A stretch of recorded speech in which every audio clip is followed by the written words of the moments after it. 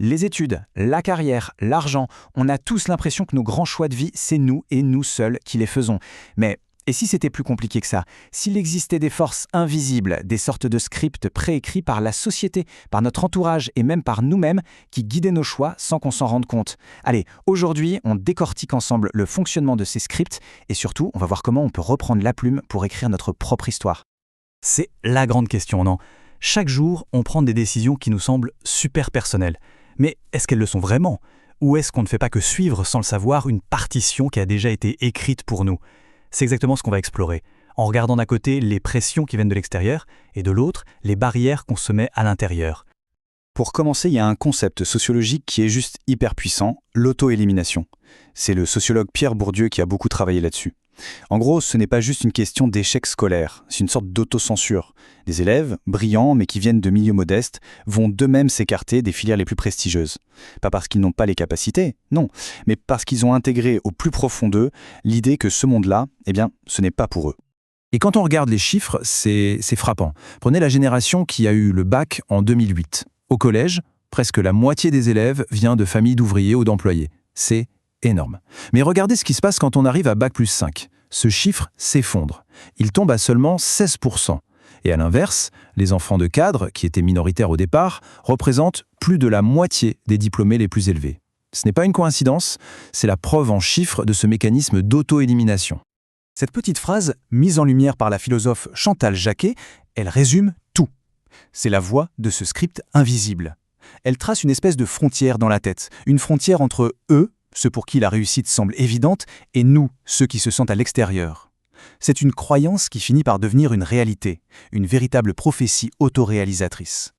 Bon, alors qui sont les auteurs de ces fameux scripts? Eh bien, une grande partie nous est imposée par le monde extérieur, souvent de manière très très subtile. Explorons un peu cette pression sociale.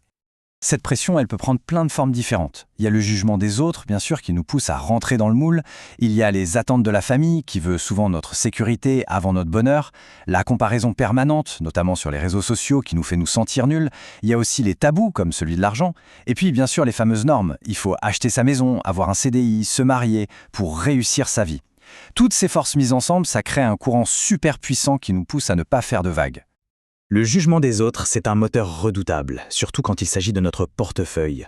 On va acheter une voiture plus chère que ce dont on a besoin, le tout dernier smartphone, pas parce qu'on en a vraiment l'utilité, mais pour l'image, pour avoir une sorte de validation sociale. Et en faisant ça, on crame notre épargne sur l'autel des apparences. Cette phrase, elle est tellement vraie. Vouloir ce que le voisin possède ou ce que les amis montrent sur Instagram, c'est le chemin le plus direct vers les problèmes financiers. Chaque achat devrait répondre à un besoin bien à soi, pas une envie qui est déclenchée parce qu'on se compare aux autres. Ah, et ce script culturel, là, il a vie dure. Surtout en France, on n'aime pas parler de revenus. On associe souvent la richesse à quelque chose d'un peu suspect, de pas très net. Et cette méfiance générale, elle crée de vrais blocages. Elle renforce cette idée que, finalement, le succès financier, c'est pas pour nous.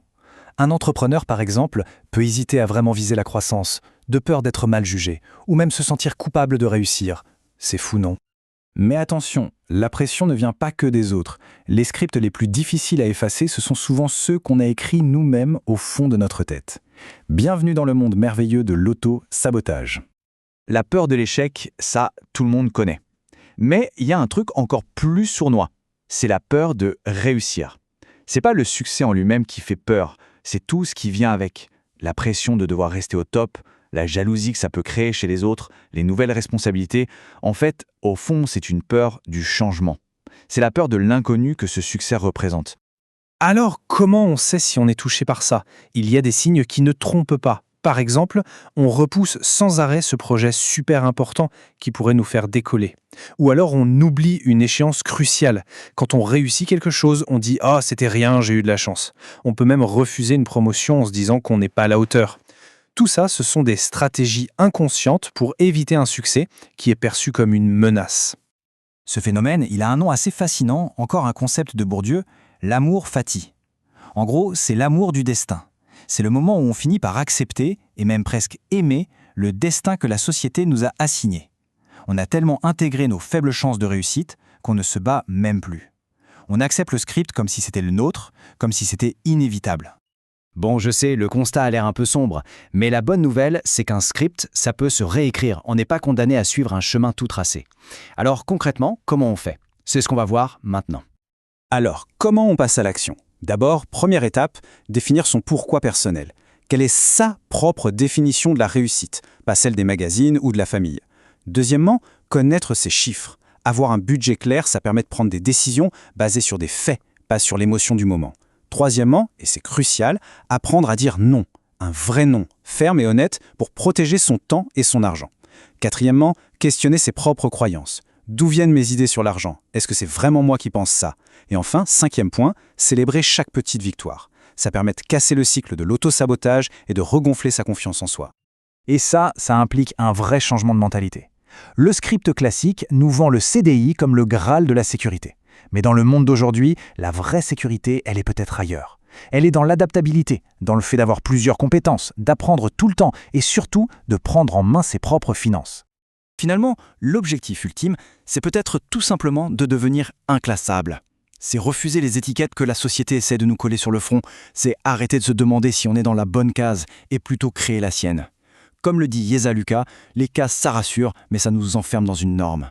Sortir de ça, c'est le vrai début de la liberté. Alors voilà la question finale. Et si, au fond, le but du jeu ce n'était pas de cocher toutes les cases de la réussite sociale, mais plutôt de créer un parcours unique, un parcours qui ne ressemble à personne d'autre, un parcours qui ne rentre dans aucune catégorie, un parcours justement inclassable. C'est peut-être ça au fond, la plus belle des réussites.